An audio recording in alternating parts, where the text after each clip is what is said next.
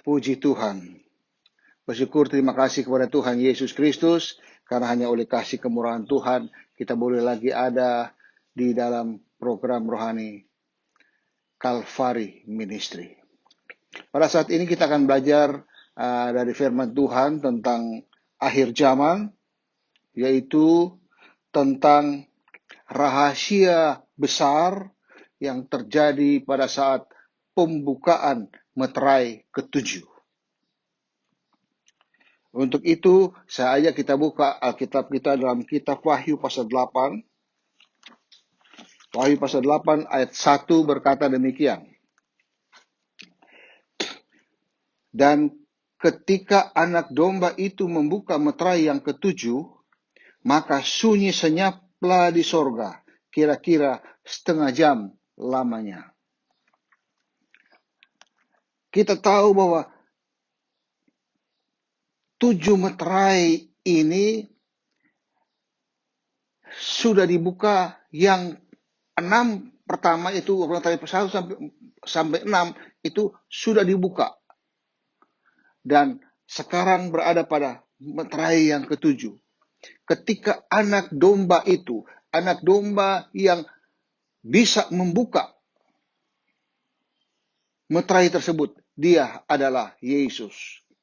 Yesuslah satu-satunya oknum ilahi yang bisa membuka meterai tersebut. Di dalam Wahyu pasal 5 ayat 5 katakan, lalu berkatalah seorang dari tua-tua itu kepadanya, jangan engkau menangis, sesungguhnya singa dari suku Yehuda, yaitu tunas Daud, telah menang sehingga ia dapat membuka gulungan kitab itu dan membuka ketujuh meterainya. Nah, ketika Yesus membuka meterai yang ketujuh, ayat ini katakan, maka sunyi senyaplah di sorga, kira-kira setengah jam lamanya. Maka sunyi senyaplah di sorga. Jadi terjadinya sunyi senyap di sorga itu karena akibat dari pembukaan meterai ketujuh. Terjadinya sunyi senyap. Jadi terciptanya suatu keheningan dan ketenangan di sorga karena pembukaan meterai yang ketujuh. Padahal kita tahu bahwa sorga itu penuh dengan sorak-sorai. Pujian yang begitu luar biasa itu selalu dikerjakan oleh malaikat-malaikat sorga, oleh orang percaya. Itu semua memuji besarkan nama Yesus, Sang Juru Selamat itu. Sang Imam Besar Agung itu. Dialah yang layak dipuji, dibesarkan, bahkan ditinggikan. Sehingga sorga penuh dengan sorak-sorai. Tetapi ketika Yesus, anak domba itu membuka meterai ketujuh, terjadilah sunyi senyap di sorga. Mengapa terjadi sunyi senyap di sorga itu? Karena ada satu peristiwa yang amat penting. Suatu peristiwa agung yang penuh dengan kemuliaan itu terjadi di sorga. Dengan suatu kondisi di mana ada peristiwa yang amat hebat itu. Apakah itu? Itulah rahasia besar yang terdapat di dalam peristiwa pembukaan meterai ketujuh ini. Rahasia besar itu ialah adanya suatu peristiwa akhir zaman di mana terjadinya perkawinan rohani antara Kristus sebagai pengantin laki-laki sorga dengan gereja sempurna sebagai pengantin perempuan Kristus. Ketika terjadi perkawinan rohani antara Kristus dan gereja sempurna ini, maka sorga memberikan penghargaan, suatu tanda penghargaan yang sangat tinggi atas peristiwa ilahi ini, di mana sorga penuh dengan ketenangan, penuh dengan keheningan, penuh dengan sunyi senyap. Ini peristiwa pembukaan meterai yang ketujuh. Dan kalau kita lihat di dalam Efesus pasal 5 ayat 30, Efesus 5 ayat 32 berkata, rahasia ini besar, tetapi yang aku maksudkan ialah hubungan Kristus dan jemaat. Hubungan Kristus dan jemaat. Jemaat itulah bicara tentang gereja Tuhan. Ini hubungan Kristus dan gereja ini, itu menurut ayat ini merupakan rahasia besar. Mengapa? Karena pada hubungan antara Kristus dengan gereja ini terjadi yang namanya perkawinan rohani antara Kristus sebagai pengantin laki-laki sorga dengan gereja sempurna sebagai pengantin perempuan Kristus. Peristiwa ini kita kenal dengan perkawinan Kristus dan gereja Tuhan. Haleluya, puji Tuhan. Namun, sebelum terjadi perkawinan gereja Tuhan, maka Alkitab katakan bahwa ada satu peristiwa, suatu hubungan antara Kristus dan jemaat yang dijelaskan melalui 2 Korintus pasal 11. 2 Korintus 11 ayatnya yang kedua berkata begini. Sebab aku cemburu kepada kamu dengan cemburu ilahi, karena aku telah mempertunangkan kamu kepada satu laki-laki untuk membawa kamu sebagai perawan suci kepada Kristus. Ayat ini memberikan penjelasan kepada kita bahwa sebelum masuk dalam perkawinan rohani yang agung antara Kristus dan gereja sempurna, maka hubungan gereja dengan Kristus ada di dalam hubungan pertunangan. Hubungan pertunangan melalui ayat ini dikatakan bahwa Kristus akan membawa jemaat Tuhan. Kristus akan membawa gereja Tuhan ini sebagai perawan suci kepada Dia. Jadi di dalam proses persiapan untuk menghadapi perkawinan rohani yang agung, yang sangat dihargai oleh surga, sehingga terjadi sunyi senyap, terjadi keheningan dan ketenangan itu sebelum terjadi perkawinan rohani tersebut. Ada fase di mana gereja mengalami pertunangan dengan Kristus. Dan itulah masanya sekarang kita sedang berhubungan dengan Kristus sebagai hubungan pertunangan. Sehingga kita katakan, aku mengasihi Yesus, Yesus mengasihi aku. Ada lagu aku mengasihi Engkau Yesus dengan segenap hatiku. Ini suatu pertanda bahwa ada hubungan pertunangan antara Kristus dan gereja Tuhan. Nah, hubungan pertunangan ini tentu saja menuju kepada suatu proses supaya menjadi perawan suci di hadapan Yesus. Itulah sebabnya gereja Tuhan, orang-orang yang percaya kepada Yesus, setelah mengalami kelahiran baru yang dikerjakan oleh firman Allah dan Roh Kudus, maka anak Tuhan tersebut, orang percaya tersebut harus bertumbuh di dalam iman kepada Yesus, harus bertumbuh di dalam kebenaran dan kekudusannya menuju kepada suatu pertumbuhan yang di sini dikatakan sebagai perawan suci kepada Kristus. Nah, untuk pertumbuhan ini Alkitab katakan di dalam 2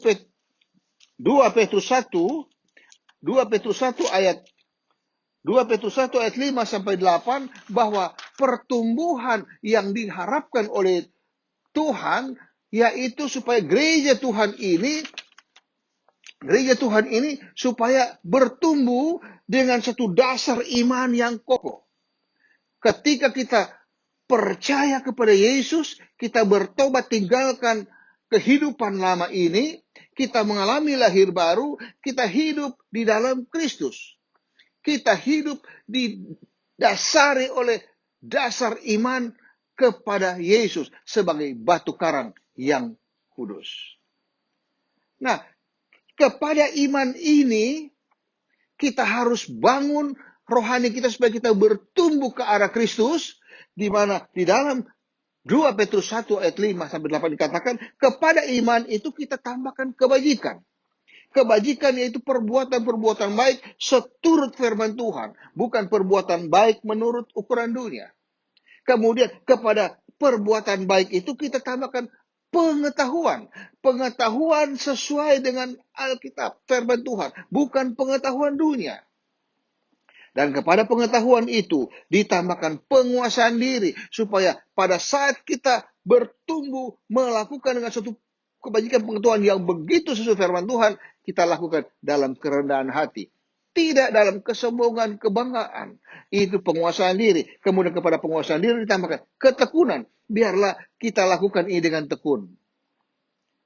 Dengan tekun, yaitu dengan suatu konsistensi yang begitu menyenangkan hati Tuhan. Dan kepada ketekunan itu kita tambahkan kesalehan. Hidup benar-benar sesuai dengan kehendak Tuhan untuk menyenangkan hati Tuhan. Dan kepada kesalehan ditambahkan kasih kepada saudara-saudara dan kasih kepada semua orang. Kasih inilah yang diharapkan untuk kita bertumbuh dalam kasih, sehingga kita memiliki kasih yang sama dengan Yesus.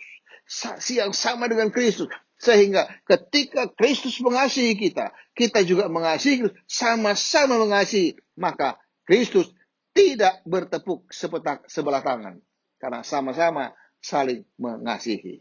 Tetapi untuk bertumbuh mencapai kepada satu standar kedewasaan penuh, tidak lagi berada dalam rohani yang kanak-kanak itu, maka Tuhan sendiri yang memberikan jawatan-jawatan kepada gereja, supaya gereja ini mengajarkan kepada semua umat Tuhan. Di dalam Efesus pasal 4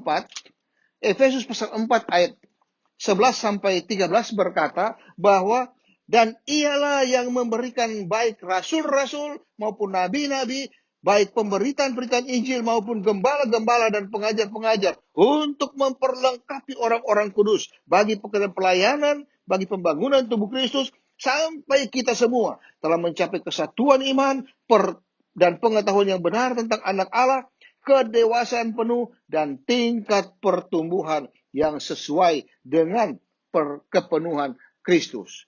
Jadi orang-orang yang percaya kepada Yesus, yang adalah gereja Tuhan ini, harus diperlengkapi, harus diajarkan firman supaya mereka bertumbuh ke arah Kristus. Siapa yang melakukannya? Itu adalah 5 jawatan yang Yesus berikan buat gereja di akhir zaman ini. Di mana 5 jawatan ini, yaitu tadi dikatakan para rasul, nabi-nabi, penginjil-penginjil, gembala-gembala, dan pengajar-pengajar ini, mereka diberikan tugas untuk memperlengkapi gereja Tuhan, memperlengkapi orang-orang kudus, orang-orang percaya kepada Yesus, bagi pekerjaan pelayanan. Oleh karena itu, kita semua anak Tuhan harus terjun dalam pelayanan pekerjaan Tuhan. Dalam aspek manapun, kita harus ambil bagian di dalamnya. Apakah itu mau berkorban, apakah itu mau berdoa, apakah itu mau melayani mimbar, atau melayani pundi-pundi dan sebagainya. Itu semua ada di dalam untuk memperlengkapi orang kudus bagi pekerjaan pelayanan dan bagi pembangunan tubuh Kristus. Sementara kita melayani Tuhan, kita mengalami pertumbuhan. Tubuh Kristus makin lama makin dewasa, sampai menjadi perawan suci untuk dibawa kepada Yesus. Haleluya. Puji Tuhan. Ini yang dinamakan hubungan pertunangan antara Kristus dan gereja Tuhan. Hubungan pertunangan ini itu harus benar-benar tercapai, yang namanya dikatakan kedewasaan penuh dan tingkat pertumbuhan yang sesuai dengan kepenuhan Kristus. Kedewasaan penuh dan tingkat pertumbuhan sesuai dengan kepenuhan Kristus, itu yang namanya gereja yang sempurna. Suatu gereja yang telah dimeteraikan oleh Allah dengan suatu peristiwa yang luar biasa.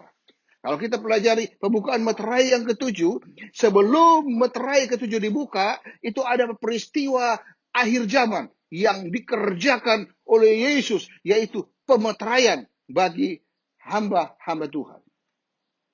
Pemeteraian ini dikatakan bahwa supaya mereka di dalam Wahyu pasal 7 dikatakan pemeteraian itu 7 dikatakan ayat yang ketiga, katanya janganlah merusak bumi atau laut atau pohon-pohon sebelum kami memeteraikan hamba-hamba Allah kami pada dahi mereka.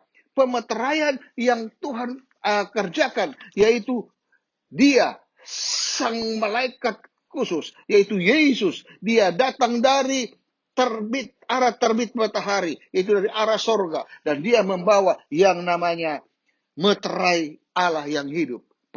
Meteraian Allah yang hidup, itulah Roh Kudus. Sebab itu pembaptis dengan Roh Kudus satu-satunya hanya Yesus. Haleluya.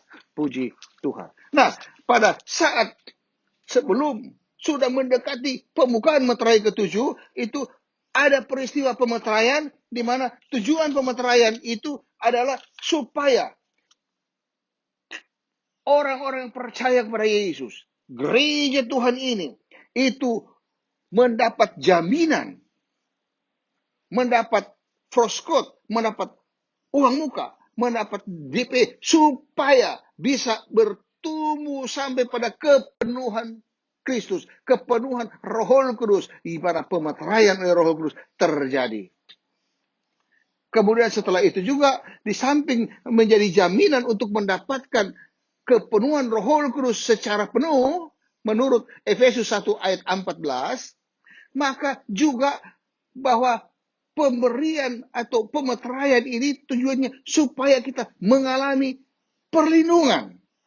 Sebagai milik Allah, kita mengalami perlindungan dari Tuhan. Sehingga pada saat pembukaan meterai ketujuh, di mana gereja masuk dalam perkawinan rohani antara Kristus dan gereja, maka peristiwa selanjutnya, yaitu terjadi peniupan sangkakala pertama, kedua, dan ketiga, gereja aman dalam perlindungan Tuhan, walaupun masih tetap ada di dalam dunia. Peristiwa-peristiwa yang terjadi itu tidak mempengaruhi gereja Tuhan yang sudah disempurnakan, yang sudah masuk dalam perkawinan gereja Tuhan. Haleluya. Puji Tuhan. Jadi sebelum perkawinan rohani, menurut pembukaan meterai ke-8 ayat 1 ini, maka ada suatu peristiwa yang terjadi yang dikatakan adalah bagaimana gereja, hubungan gereja dengan Kristus sebagai pertunangan yang rohani untuk menuju ke mempersiapkan perempuan suci yang dikatakan di dalam tadi kita sudah baca bersama-sama bahwa ada proses untuk supaya bertumbuh di dalam Kristus, bertumbuh menuju kepada kedewasaan penuh sesuai dengan pertumbuhan Kristus. Dan di sanalah kita dibawa oleh Yesus, bertumbuh menjadi suatu perawan suci di hadapan Kristus. Haleluya. Puji Tuhan. Setelah dimeteraikan dengan peristiwa pemeteraian sesuai dengan Wahyu 7 ayat 3 tadi, maka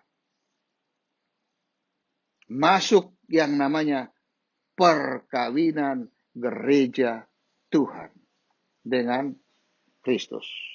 Perkawinan gereja Tuhan dengan Kristus ini terjadi begitu agung, begitu penuh kemuliaan, di mana Sang Kristus, Juru Selamat dan Tuhan kita, yang penuh dengan kemuliaan, sinar kemuliaan memenuhi Kristus, dengan gereja yang sudah disempurnakan, yang kita kenal sebagai Glorious Church, di mana gereja penuh kemuliaan, tidak bercacat celah, gereja yang tidak ada noda dan seterusnya, sesuai dengan Efesus pasal 5 ayat 27. Maka peristiwa agung ini terjadi. Perkawinan Kristus dan gereja Tuhan terjadi dan sorga menghargai peristiwa ini. Itulah yang menyebabkan terjadinya sunyi senyap di sorga kira-kira setengah jam. Karena peristiwa perkawinan ini. Dan peristiwa perkawinan ini terjadi di bumi dengan cara seperti ketika Maria dipenuhi dengan Roh Kudus, kemudian mengandung oleh Roh Kudus, dan melahirkan seorang anak laki-laki dan disebut Yesus, Sang Immanuel. Inilah proses perkawinan rohani antara Kristus sebagai pengantin laki-laki sorga dan gereja sempurna sebagai pengantin perempuan Kristus. Masuk dalam perkawinan gereja Tuhan dengan satu peristiwa seperti yang terjadi pada saat Maria dikuasai oleh Roh Kudus, dirabi oleh Roh Kudus, dia mengandung dari Roh Kudus, dan dia melahirkan seorang anak laki-laki. Dia namanya Yesus. Haleluya. Puji Tuhan. Dari sini kita melihat bahwa begitu terjadinya suatu peristiwa yang luar biasa menurut Wahyu 8 ayat 1 pada saat pembukaan meterai ke-7, maka di sana ada satu rahasia besar. Rahasia besar yaitu hubungan antara Kristus dengan gereja Tuhan, yaitu Kristus sebagai mempelai laki-laki sorga dengan gereja sempurna sebagai mempelai perempuan Kristus. Masuk dalam perkawinan gereja Tuhan, maka terjadilah sunyi senyap di sorga sebagai suatu tanda menghargai suatu peristiwa, suatu event yang luar biasa, penuh dengan kemuliaan, penuh dengan kekudusan, penuh dengan keagungan. Haleluya, puji Tuhan. Biarlah rahasia ini menjadi sesuatu yang diketahui oleh setiap anak Tuhan, supaya kita boleh memiliki satu kerinduan untuk menuju bertumbuh ke arah Kristus, mencapai kedewasaan penuh dalam Kristus. Sesuai dengan kepenuhan Kristus, kita dimasukkan dalam kelompok perempuan suci atau perawan suci, yaitu gereja yang sempurna, yang dimeteraikan oleh Roh Kudus, yang dikerjakan oleh Yesus yang datang dari sorga. Yesus yang kirim Roh Kudus, pembaptis dengan Roh Kudus satu-satunya. Ini kerinduan kita. Kita bukan hanya mendengar firman Tuhan ini sebagai suatu ilmu pengetahuan. Kita bukan mengenal tentang rahasia besar ini pada saat pembukaan meterai ke-7 sebagai suatu ilmu pengetahuan. Tetapi ini mendorong kita untuk bangkitkan suatu kerinduan dalam hati kita, supaya kita sungguh-sungguh datang kepada Yesus. Dengan rendah hati memohon dipenuhi dengan Roh Kudus. Dan kita bergaul dengan firman Tuhan hari lepas hari. Belajar firman Tuhan. Kita bertumbuh dalam firman Tuhan. Sehingga kita boleh mencapai gereja yang sempurna. Yang digambarkan oleh Injil Matius pasal 25. Dikatakan bahwa ada kelompok 5 gadis bijak. Di mana 5 gadis bijak ini itu membawa pelita dan membawa buli-buli yang berisi minyak.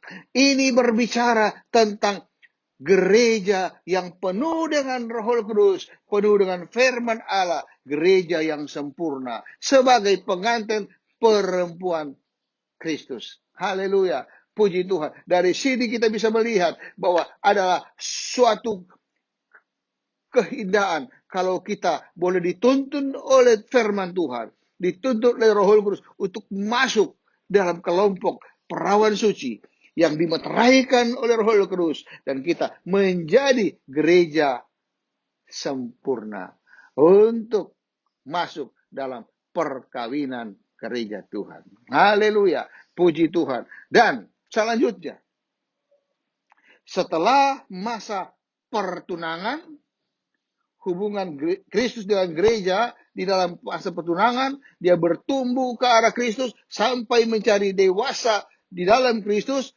sebagai perawan suci.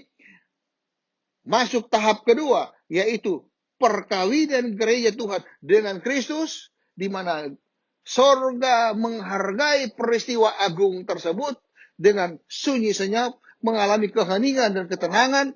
Maka selanjutnya, hubungan Kristus dengan gereja Tuhan terjadi di mana gereja hamil dan melahirkan seorang anak laki-laki. Hubungan Kristus dengan gereja sebagai istri. Dan itu terdapat di dalam Wahyu pasal 12. Wahyu pasal 12 ayat 1 berkata begini. Ayat 1 dan 2. Maka tampaklah suatu tanda besar di langit. Seorang perempuan berselubungkan matahari dengan bulan di bawah kakinya. Dan sebuah mahkota dari 12 bintang di atas kepalanya. Ia sedang mengandung dan dalam keluhan dan penderitaannya hendak melahirkan. Ia berteriak kesakitan. Dia mengandung dan hendak melahirkan. Ini gereja Tuhan. Setelah masuk pengalaman perkawinan rohani antara Kristus dan gereja sempurna, lalu mereka mengadakan masa di mana bertumbuh bersama-sama sehingga menjadi gereja yang penuh dengan kemuliaan, di mana seorang perempuan diselubungi matahari. Matahari bicara tentang kemuliaan Bapa dan berdiri di atas bulan. Bulan berbicara tentang Yesus yang memantulkan kemuliaan Bapa dan dia bermahkota 12 bintang. Dia sedang hamil dan siap melahirkan. Ketika dia melahirkan anak laki-laki dibawa ke sorga, maka masuk ayat 6 dikatakan, perempuan itu, gereja yang sempurna itu, lari ke padang gurun di mana telah disediakan satu tempat baginya oleh Allah, supaya ia dipelihara di situ 1260 hari lamanya. Di sanalah gereja Tuhan, gereja yang sempurna ini disingkirkan ke padang gurun.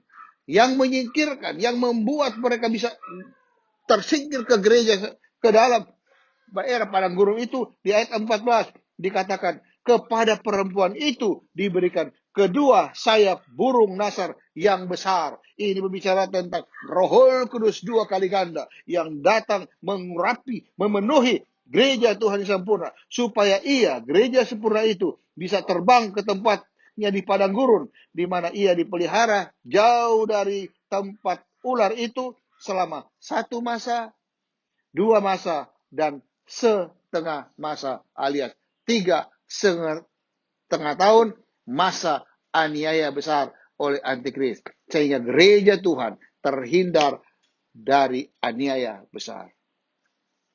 Dari sini kita bisa melihat bahwa rahasia besar yang terjadi ketika pembukaan meterai ke-7 itu adalah perkawinan gereja sempurna dengan Kristus. Maka sorga menghargai peristiwa perkawinan itu sehingga terjadinya sunyi senyap di sorga selama setengah jam. Sebelum masuk dalam perkawinan rohani antara Kristus dan gereja, maka ada hubungan Kristus dan gereja sebagai pertunangan. Setelah perkawinan gereja, ada hubungan Kristus dengan gereja sebagai istri yang melahirkan seorang anak laki-laki. Lalu disingkirkan ke padang gurun, terhindar dari aniaya besar 3,5 tahun.